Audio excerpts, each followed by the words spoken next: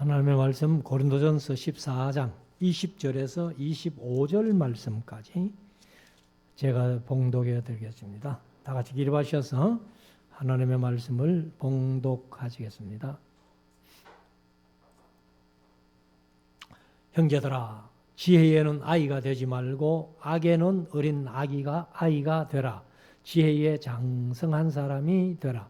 율법에 기록된 바 주께서 가라사대 내가 다른 방언하는 자와 다른 입술로 이 백성에게 말할지라도 저희가 오히려 듣지 아니하리라 하였으니, 그러므로 방언은 믿는 자들을 위하지 않고 믿지 아니하는 자들을 위하는 표적이나 예언은 믿지 아니하는 자들을 위하지 않고 믿는 자들을 위함이니, 그러므로 온 교회가 함께 모여 다 방언으로 말하면 무식한 자들이나 믿지 아니하는 자들이 들어와서 너희를 미쳤다 하지 아니하겠느냐. 그러나 다 예언을 하면 믿지 아니하는 자들이나 무식한 자들이 들어와서 모든 사람에게 책망을 들으며 모든 사람에게 판단을 받고 그 마음에 숨은 일이 드러나게 되므로 엎드려 하나님께 경배하며 하나님이 참으로 너희 가운데 계시다 전파하리라. 아멘. 착석하시고 이제 우리 말씀을 묵상하는 시간인데요. 오전 시간에 성례식 때문에 고린도전서 14장 1절에서 19절 말씀까지 오전에 들었고, 오후 시간에는 20절부터 40절까지 말씀을 드립니다. 15장도 가면은 사실 고린도전서 중에 제일 긴 장이 15장이에요. 그래서 다음 주에 오전에 우리 전도사님 예배를 인도하실 거고, 제가 서울 다녀와서 그 다음 주에 15장을 오전 오후 나누어서 그렇게 말씀을 드리려고 생각하고 있습니다. 우리가 이제 이 고린도전서 12장부터 14장까지는 은사 문제를 다루고 있는데, 12장에서 은사의 다양성을 얘기를 했고, 13장에서는 은사를 검증을 이렇게 해라 하는 것을 말씀을 드렸고, 14장은 이제 이 은사를 어떻게 사용할 것이냐 하는 지침, 것을 얘기를 하는데, 특별히 이제 1절부터 9절까지도 19절까지도 방언 문제를 많이 얘기를 했죠. 그래서 우리가 이 18절에 있는 말씀대로 17절에 있는 말씀대로 우리가 덕을 세우는 일을 해야 되는데, 방언은 자신에게도 또 다른 사람에게도 아무런 덕이 없고 유익이 없다 하는 것을 말씀을 드렸습니다.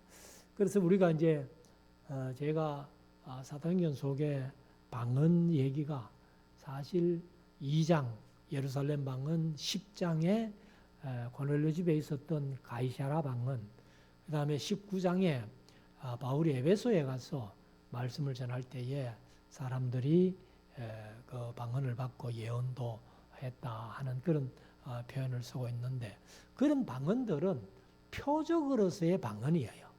사실 좋은 방언이죠. 진짜 하나님께서 주신 방언인데, 고린도 교회 방언은 아니라고 제가 강조해서 말씀을 드렸습니다.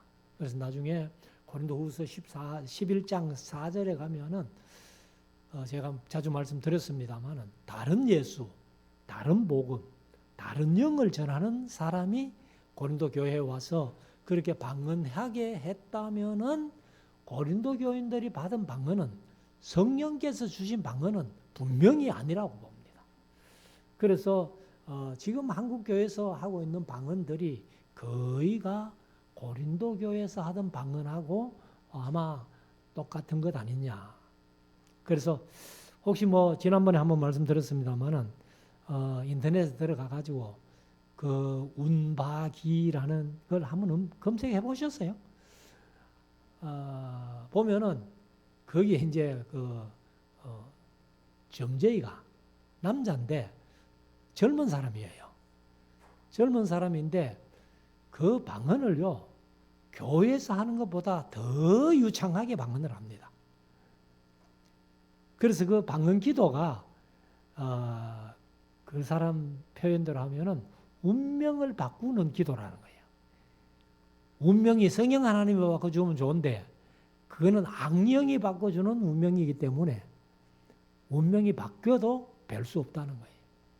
그래서 여기 19절까지의 말씀을 이제 정리하면은 5마디 알아듣고 교훈하는 그런 깨달은 마음으로 말하는 것이 알아듣지 못하는 1만 마디 방언보다 더 낫다.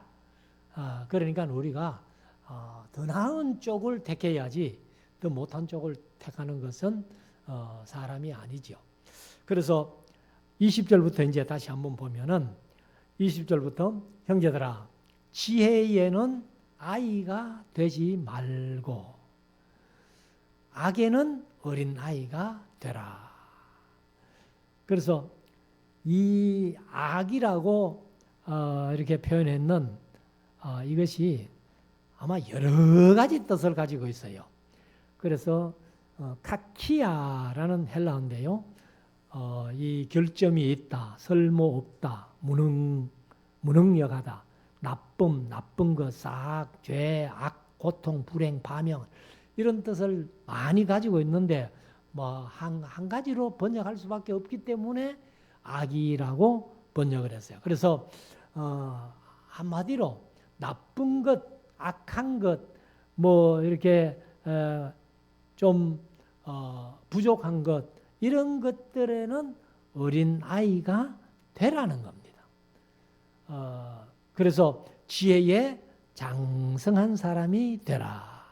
오늘 제목을 이렇게 잡았습니다만은 지혜에는 장성한 사람이 되라. 어린아이가 되지 말고. 그래서 지금 수요일 저녁에 시가서를 강의해가는 가운데 있는데 지금 이제 잠언서를 마치고 전도서도 벌써 오는 수요일은 이제 9장으로 들어가는. 근데 이제 전도서에서도 그 솔로몬이 그렇게 지혜로운 사람이었는데도 항상 이제 지혜를 추구하는. 그리고 또 잠언서는 뭐 솔로몬만큼 지혜로운 자가 전에도 없었고 후에도 없을 것이다라고 하나님이 말씀하실 만큼 솔로몬이 지혜로운 사람이었는데 그래서 우리 사람들에게 지혜를 늘 추구할 것을 말씀을 했습니다. 근데 이제 지혜는 하나님께서 주시는 지혜라야 되지 세상 지혜는 몰라요. 우리 육신이 살아가면서 조금은 유익할지 모르지만은 크게 유익한 건 아닙니다. 그래서 우리는 하나님이 주시는 지혜, 성령께서 주시는 지혜, 그를 어디서 얻을 수 있어요?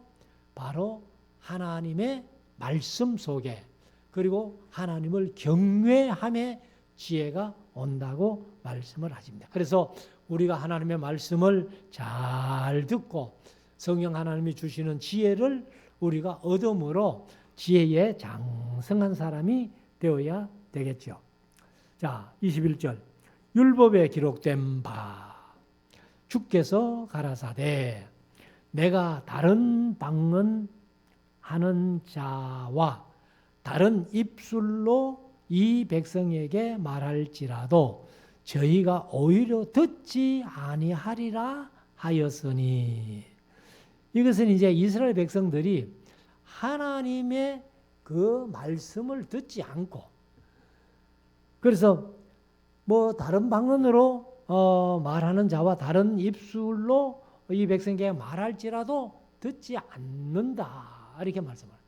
그래서 사실은 이제 이사야서에 보면은 바벨론에 포로 잡혀가기 전에 하나님께서 말씀하신 내용이 뭐냐면 너희가 알아듣는 말로 내가 너희들에게 끊임없이 얘기하지만은 너희들이 영 듣지 않으니까 그러면 다른 방언을 하는 사람들을 데리고 와서 너희들에게 가르치고 교훈하겠다. 그게 뭐예요? 바벨론이 쳐들어와서 바벨론으로 잡아가지고 너희들을 교육시키겠다. 이런 의미가 아니겠어요. 그래서 우리가 알아들을 수 있는 하나님의 말씀이 우리 알아듣는 말로 기록된 것이 얼마나 좋은지 몰라요. 이게 이제 사실은 제가 뭐 그렇게 강조를 자주 했습니다만 하나님이 우리 인간에게 주신 최고의 선물이 뭐예요? 그게 예수님이에요. 예수님이 최고의 선물이고 뭐 예수님을 주신 것이 최고의 선물이고 뭐 두 번째라기보다 그와 같은 또 하나의 선물이 성경 말씀이에요. 하나님이 주신 이 말씀이 얼마나 우리에게 귀중하고 소중한 그런 말씀인지 모릅니다.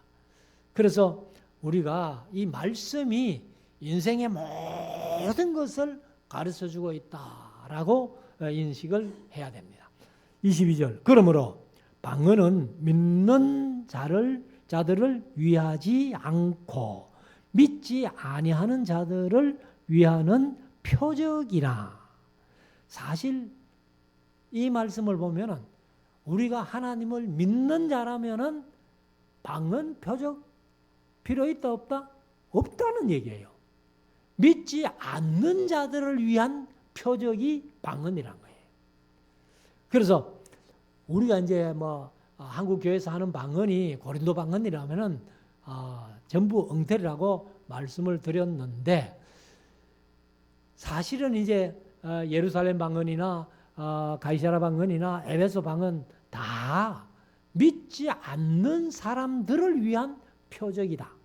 그렇게 말씀을 합니다. 그렇지만은 그와 반대로 예언이라는 것은 뭐 장래를 점쳐주는 예언이 아니고 설교라고 말씀드렸습니다. 하나님의 말씀을 우리가 이제 얘기하고 가르치고 전하고 하는 설교라고 말씀드렸는데 예언은 믿지 않은 자들을 위하지 아니하는 자들을 위하지 않고 믿는 자들을 위함이니라.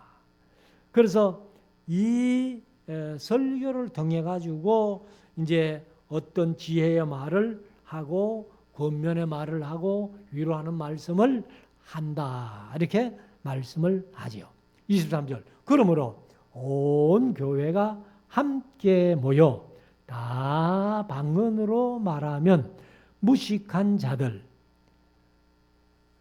사실 무식한 자들 이거를 이제 개역 개정은 알아듣지 못한 알지 못하는 자들 그렇게 번역을 했습니다. 그래서 무식한 자들이나 믿지 아니하는 자들이 들어와서 너희를 미쳤다 하지 아니하겠느냐. 우리가 사실 이제 교회에서 방언하는 교회 뭐 이렇게 가끔 이렇게 보면은 막 통성으로 기도하면서 방언으로 막 착실하게 방언하는 그런 때를 많이 봤죠, 우리가. 근데 목사인 제가 봐도 야, 이게 진짜 맞나? 근데 믿지 않는 사람들이 또 알아듣지 못하는 믿음이 없는 자들이 볼 때는 뭐 누구라도 다 미쳤다 할 거예요, 그거는. 그래서 바울이 이렇게 말씀을 하시면서 교회에서도 통역하는 자들이 없거든 될 수 있으면 방언하지 마라 그 말이에요. 그래서 우리가 믿지 않는 사람들이나 혹은 알아듣지 못하는 사람들, 성경에는 무식한 사람들로 표현했습니다마는 그들이 미쳤다 하는 소리를 듣지 않도록 교회가 세워져야 된다. 24절. 그러나 다 예언을 하면 설교할 만큼 성경 지식이 풍부하고 그렇게 하면은 믿지 아니하는 자들이나 무식한 자들이 들어와서 모든 사람에게 책망을 들으며, 그러니까 성경 속에는 사실 책망이 훨씬 많잖아요. 그래서 제가 구약을 강의할 때에 예언서의 패턴이 첫째가 뭐예요? 죄를 책망하는 겁니다. 그 다음에 권면하고 위로하고 소망과 비전을 주는 것이 예언서의 패턴이다. 그래서 사실 우리가 이 하나님의 말씀을 특별히 구약 같은 데 보면은 책망이 훨씬 많습니다. 그런데 기복주의 설교하는 목사님들은 66권 중에 어떻게 복에 관한 것만 그렇게 빼서 설교하는지 그게 참 신기할 정도입니다. 근데 우리가 뭐 저는 대학 설교하고 여러분 대학 설교를 듣는 입장에서 구약 성경을 쭉 훑어가지고 신약 지금 여기까지 왔습니다만은 사실 어떤 경우는 듣기에 민망할 정도로 책망이 많잖아요. 꾸지람이 많고 책망이 많은 그런 것입니다. 그래서 구약시대 예언자들은 전부 책망을 제일 우선으로 하기 때문에 백성들이 듣기 싫어하고 예언자들을 미워하고 그리고 핍박하고 죽여버리는 그런 일들이 있었습니다. 그래서 믿지 않는 사람들이나 알아듣지 못한 자들이 들어와서 모든 사람에게 책망을 들으며 모든 사람에게 판단을 받고 사실은 꼭 누구를 찍어가지고 아이 당신 그거 잘못해서 이런 얘기보다도 설교를 이렇게 하면은 성경 말씀을 이렇게 얘기를 하면은 스스로가 말씀의 책망을 받는 거예요. 내가 이거 내 생각이 잘못했네, 내 행동이 잘못했네 하고 책망을 받고 이렇게 판단을 받게 되는 겁니다. 그래서 25절 그 마음에 숨은 일이 드러나게 되므로 사실 뭐 자신이 그런 걸 느껴도 그걸 표현 안 하면은 다른 사람은 모르죠. 그러나 자기는 숨은 일들이 말씀을 들으니까 이것도 내가 잘못했네, 이것도 내가 잘못했네 하면서 책망 듣고 판단을 이제 받게 되는 겁니다. 그래서 그 마음에 숨은 일들이 드러나게 되므로 엎드려 하나님께 경배하며 하나님이 참으로 너희 가운데 계시다 전파하리라. 그래서 교회를 보면은 방언하는 것보다는 전체가 다 설교하는 자들이 되면 더 좋다 그 말이죠. 그래서 믿지 않은 사람들이나 혹시 말씀을 알아듣지 못하는 그런 사람들이 왔을 때에 누구든지 얘기하는 것을 통해 가지고 말씀 속에 책망이나 판단이 되어지는. 그래서 내가 잘못했네 하고 이제 하나님 앞에 회개하고 그리고 하나님 앞에 경배하면서 하나님이 참으로 너희들 하는 거 보니까 참으로 너희들 가운데 하나님이 계시는 게 분명하다. 이런 믿지 않는 사람들이나 무식한 자들이 그런 얘기를 할 수 있을 정도의 교회가 되면 좋겠다. 26절 그런즉 형제들아 어찌할꼬 너희가 모일 때에 각각 찬송시도 있으며 사실 뭐 우리는 찬송가를 부르죠. 그런데 찬송가 하기 전에 옛날에는 찬미가라고 있어요. 아름다운 미자를 써가지고 찬미가. 그리고 이제 찬송도 뭐 지금 개편 찬송 해가지고 새 찬송가 나오고 우리는 이제 통일 찬송 해가지고 옛날 찬송을 누르고 합니다만은 전에는 이제 개편 찬송가, 새 찬송가 이래가지고 또 합동적은 새 찬송가, 통합적은 개편 찬송가 막 이래 쓰고 이렇게 복잡합니다만은 여하튼 성경 속에 사실 하나님을 찬송하는 찬송시는 거의 시편입니다. 시편. 그래서 시편에다가 곡을 붙여가지고 찬송하면은 제일 좋게 되는데, 하여튼 초창기 초대교회 때에는 모임 중에 바로 이런 일을 한다는 겁니다. 그래서 가르치는 말씀도 있으며 계시도 있으며.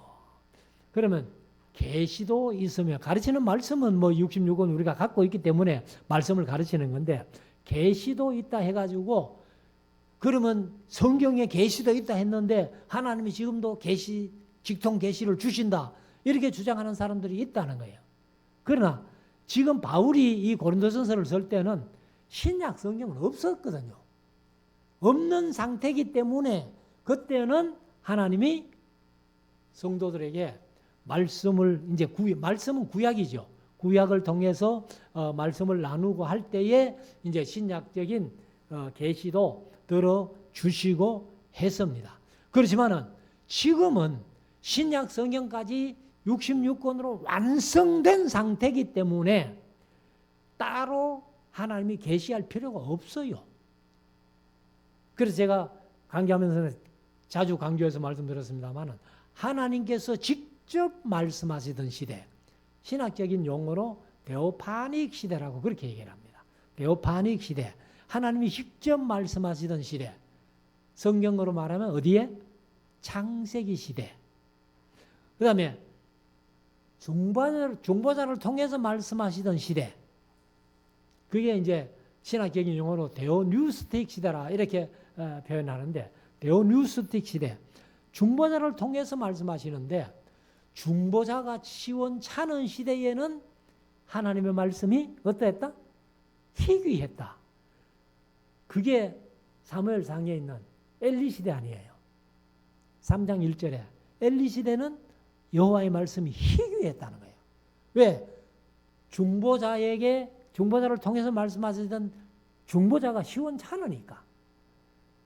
그리고 사울 시대는 하나님이 꿈으로도 우림으로도 뭐 이상으로도 말씀하지 않잖아요. 왕도 때로는 중보자였거든요. 그리고 그 시대는 출애굽기부터 요한계시록까지가 전부 중보자를 통해서 말씀하던 시대고, 지금은 66권이 완성됐기 때문에 어떻게 말씀하십니까? 기록된 말씀으로 말씀하셔요. 그래서 하나님이 내게 어떤 말씀을 주실까 계시받으려고 하지 말고 성경을 열면은 하나님이 말씀하시는 거예요. 우리가 이 사실을 분명히 마음속에 새길 수 있기를 원합니다. 그래서 이제 26절 하반절에 가면은 방언도 있으며 통역함도 있나니 모든 것을 덕을 세우기 위하여 하라. 그러니까 이 고린도전서에 이제 9가지 은사가 있잖아요. 성령의 은사를 9가지로 정리를 했습니다만, 그러나 은사는 수백 가지, 수천 가지도 넘는다, 세상 살아가면서. 그런데 그 모든 은사를 우리가 받았다 할지라도 함부로 사용하지 말고 무엇을 위해서? 덕을 세우기 위해서 하라. 그래서 27절에 가면 만일 누가 방언으로 말하거든 두 사람이나 다 불과 하는 말이 개역 개정은 많아야 세 사람이, 그러니까 두 사람이 하는 걸 원칙으로 하는데 많아야 세 사람 정도 하면 된다, 그 말이죠. 그래서 세 사람이 자서를 따라하고, 사실 이제 이거는 뭐 순서지요. 자기에게 올 때에 하고. 그러니까 두 사람이 모여도 방언을 한꺼번에 두 사람이 하지 말라는 거예요. 그런데 두 사람도 같이 방언하지 마라 그러는데 온 교회가 전체 방언하면은 그래 안 믿는 사람들이 미쳤다 안 가겠어요? 그래서 자서를 따라하고 한 사람이 통역할 것이요. 방언을 하면 반드시 통역하는 사람이 있어가지고 통역을 해야 내가 무슨 방언을 했는지 알 수 있다는 거예요. 그런데 통역하는 사람이 없이 자기가 통역의 은사도 못 받고 방언 기도만 실컷 하면은 뭘 기도했는지도 아무도 몰라요. 그래서 28절에 만일 통역하는 자가 없거든 교회에서는 잠잠하고 방언하지 마라 그 말이에요. 자기와 하나님께 말할 자기와 및 하나님께 말할 것이요. 그러니까 다른 사람 듣는데 방언하지 말고 그냥 자신이 기도하면 뭐 그냥 방언 기도하면 하지. 그렇게 하지 말라는 겁니다. 그래서 29절에 예언하는 자는 둘이나 셋이나 말하고 다른 이들은 분별할 것이요. 그러니까 이제 진하게나 막 말씀이라고 해가지고 막 떠들고 이렇게 하지 말고 이제 한 둘이나 셋이 정도 말씀을 이렇게 얘기하거든 다른 사람은 듣고 분별하라는 거예요. 그런데 영 엉터리로 한다면은 그거는 제재를 해야 되죠. 그래서 우리가 말씀을 전하고 말씀을 가지고 설교한다고 해가지고 그 설교가 다 설교는 아니에요. 그래서 사람들이 그 말씀을 분별할 수 있는 능력이 있어야 됩니다. 그래서 때로는 많은 사람들이 설교를 하는데 잘못된 설교를 들으면서도 잘못됐다는 것을 판단 못하면은 그 사람은 참 위험한 사람이에요. 그래서 뭐 방언기도 하는 것도 고린도 교회 방언이라면은 안 하는 게 좋고, 그리고 이제 성령이 주신 방언이라고 확신한다면은 뭐 두 사람도 같이 방언하지 마라. 혼자서 조용하게. 그리고 이제 자신과 하나님께 그렇게 기도하면 좋고, 예언, 설교하는 일도 두세 사람이 이렇게 차서를 따라 하거든 다른 사람들은 그걸 잘 분별해라. 이렇게 말씀을 하고 있습니다. 30절. 만일 곁에 앉은 다른 이에게 계시가 있거든 먼저 하던 자는 잠잠할지니라. 그러니까 지금은 이런 계시가 없다고 제가 말씀드립니다. 지금은 없어요. 기록된 성경 66권이 완성됐기 때문에 지금은 직통 계시는 없습니다. 근데 지금 많은 사람들이 직통 계시 받았다고 뭐 떠들고 있는데 그거는 100% 가짜라고 해도 괜찮아요. 그래서 여러분들이 또 나도 그런 계시를 주십시오. 나도 그런 예언을 하게 해 주십시오. 그런 기도는 하지 마십시오. 하나님께서 66권을 통해서 충분히 계시해 주시니까 이것만 해도 우리가 충분하다. 그래서 만일 곁에 앉는 사람 다른 이에게 계시가 있거든 이제 그때 고린도 교회에 그런 일이 있었겠죠. 아직 신약성이 완성되지 않았으니까. 그러니까 이제 앞에 말하던 사람, 예언을 하던 사람은 잠잠하고 계시 받은 사람이 그 계시를 얘기할 수 있도록 이렇게 이제 했다는 겁니다. 31절. 너희는 다 모든 사람으로 배우게 하고. 이게 우리 교회의 목적 아니겠어요? 모든 사람으로 배우게 하는데 뭘 배우게? 성경 말씀을 배우게. 그래서 우리 에스라하우스에서 이제 뭐 요즘은 강의도 매달 못하는 그런 지경에 이르렀습니다만은 그 목표가 뭐냐 하면 모든 교회, 모든 목사님들이 성경 66권 모든 말씀을 모든 성도들에게 바르게 빠르게 가르치고 전하는 그게 목표잖아요. 그러니까 모든 성경을 66권을 빠르게 전파하고 가르치는 그런 목적을 가지고 있다는 거예요. 그런데 이 하나님의 말씀을 마태복음 5장에 보면은 누구든지 이 계시의 말씀을 빼고 가르치는 자는 천국에서 지극히 작다 일컬음을 받고 누구든지 이를 행하며 가르치는 자는 천국에서 지극히 크다 일컬음을 받는다는 거예요. 그래 일단은 말씀은 빼지 않고 전하고 가르쳐야 된다. 그래서 66권을 다 해야 된다는 거예요. 그래서 너희는 다 모든 사람으로 배우게 하고 모든 사람으로 권면을 받게 하기 위하여 권면은 뭘로 합니까? 말씀으로 하죠. 말씀으로 권면받게 하기 위하여 하나씩 하나씩 예언할 수 있느니라. 그러니까 모든 성도가 다 다른 사람을 권면하기 위해서, 모든 사람을 권면하기 위해서 한 가지씩이라도 이렇게 예언할 준비를 해놔라. 그래서 우리 성도님들이 제가 그렇게 한번 해봤으면 좋겠어요. 대하설교를 제가 해가면서 다음 주일은 장로님이 한 분, 이 법문 가지고 설교 한번 해보십시오. 그 다음에 다음 주일은 또 권사님이 한번 해보십시오. 이렇게 좀 해봤으면 좋겠어요. 그래서 아마 뭐 또 그렇게 한다면은 막 전부 손사래를 치고 뭐 안 할 게 뻔합니다만은, 그러나 이제 우리가 그런 연습도 훈련도 해보는 게 좋다. 그래서 노후원 목사님 대하설교한 그 녹취록이 지금 많이 없었더라고.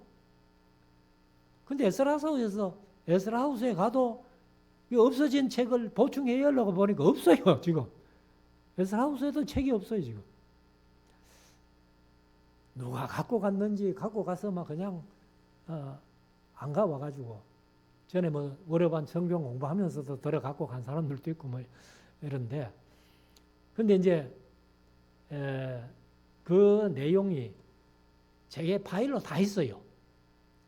그러니까 내가 한번 설교해보고 싶다 하면은 제가 그 파일 드릴 테니까 그걸 가지고 준비해가지고 한번 해볼 수 있으면 좋겠습니다.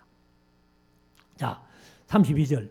예언하는 자들의 영이 예언하는 자들에게 제재를 받나니. 제재라는 것은 히포타소라는 말인데 순종한다, 그런 뜻이에요. 그래서 제재를 받는다, 히포타소, 이렇게 그래서 이제 순서 있게 정렬을 한다, 배열한다, 혹은 복종한다, 아래에 두다, 하위에 두다. 그러니까 한마디로 말하면 순종하게 한다는 겁니다. 그러니까 예언하는 자들의 영이 예언하는 자들에게 순종하게 한다. 그래서 제가 이제 말씀드린 대로 우리 교회도 그러면 이 설교를 한번 돌아가면서 한번 해봅시다 하면은 순종하게 한다는 거예요. 예. 자, 33절. 하나님은 어지러움의 하나님이 아니시요 오직 화평의 하나님이시라. 그러니까 방언 같은 거 하면서 막 교회를 무질서하게 어지럽게 하는 그런 것은 하나님의 역사가 아니라는 거예요. 제가 성령의 역사냐, 악령의 역사냐, 귀신의 역사냐 분별하는 거 간단하다 그랬죠. 어떻게 간단해요? 성령의 역사는 인격적이에요. 그러나 귀신의 역사나 마귀의 역사는 비인격적이 많습니다. 지금도 뭐 유튜브에 들어가가지고 동영상 이렇게 보면은 비인격적으로 하는 집회가 유튜브가 훨씬 많아요. 그래서 이 하나님은 어지러움의 하나님이 아니시고 화평의 하나님이시다. 34절. 모든 성도의 교회에서 함과 같이 여자는 교회에서 잠잠하라. 여기 이제 이거는 뭐 여자분들이 그냥 한번 내가 말씀으로 받아들이면 되겠죠. 근데 한국에서 지금 뭐 여자들이 교회에서 잠잠해라 하면은 아마 여자분들이 목사 쫓아내라 할걸요. 근데 이제 성경이 그 당시에 바울 당시에는 교회에서 여자들이 잠잠해라 그렇게 얘기를 합니다. 그래서 이 교회마다 여성 파워가 대단합니다. 뭐 교회뿐만 아니라 한국 사회도 그렇잖아요. 정치도 지금 뭐 여자들이 국회의원도 많고 정치하는 사람도 많고 파워가 대단한데, 그러나 성경은 여자들은 조용해라 하는 것이 성경입니다. 그래서 모든 성도의 교회에서 함과 같이 여자는 교회에서 잠잠하라. 저희의 말하는 것을 허락함이 없나니 율법에 이런 것 같이 오직 복종할 것이요. 그러니까 에베소서 5장에 보면은 아내들이여 남편에게 복종하기를 얘기해요. 그래서 제가 에베소서 이제 앞으로 갈 겁니다만은 이미 설교했고, 사실 이제 에베소서와 골로새서가 교회론 아니에요. 에베소서의 주제가 그리스도의 몸된 교회, 그리고 골로새서 주제가 교회의 머리 대신 그리스도.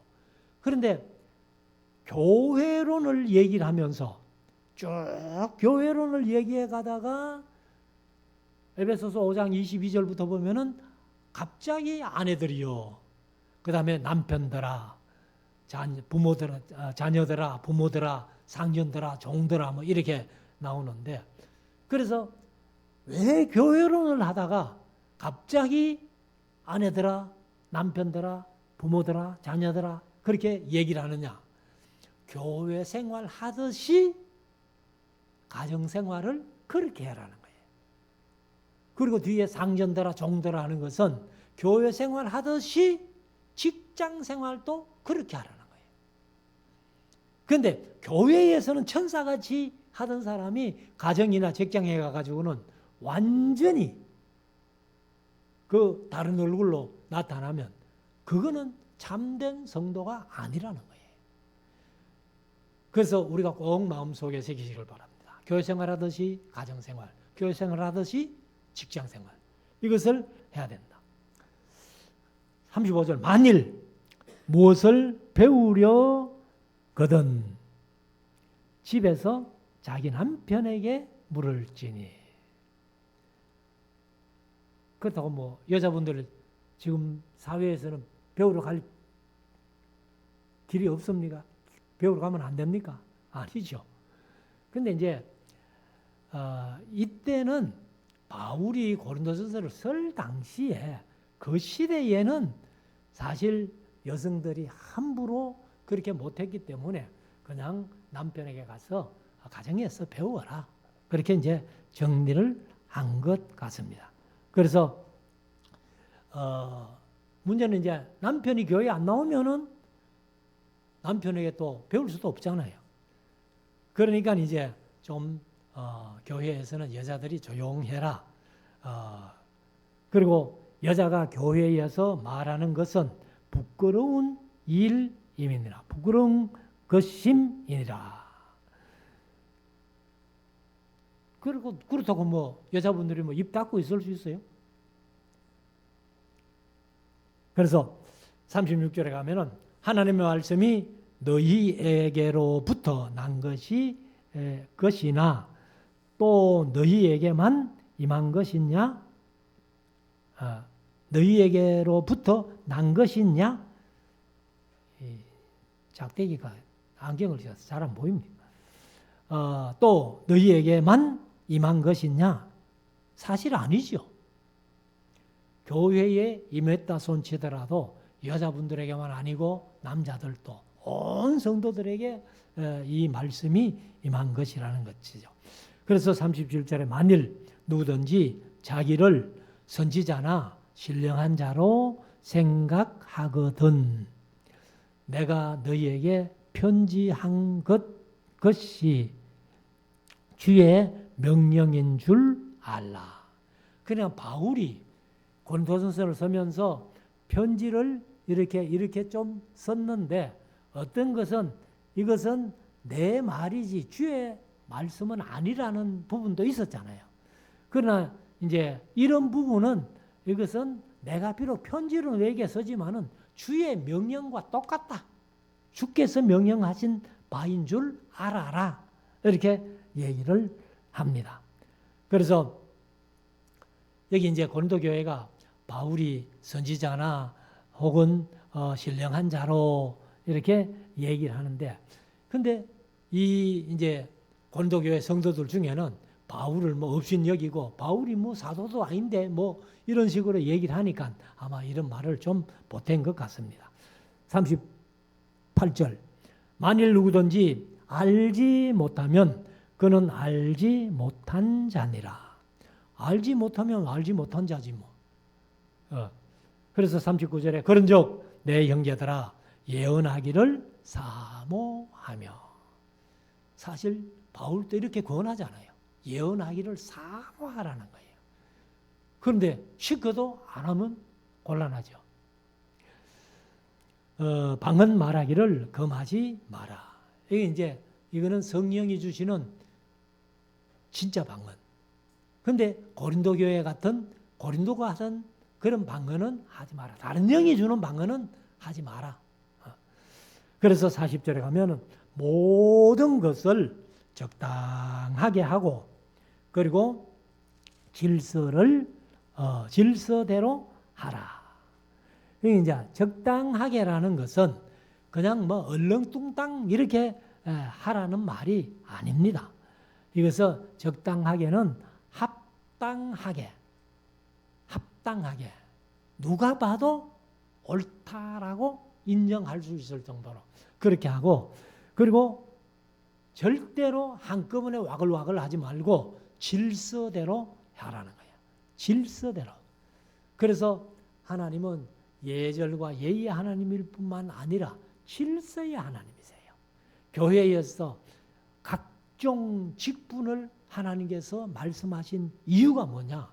바로 질서라는 거예요. 질서.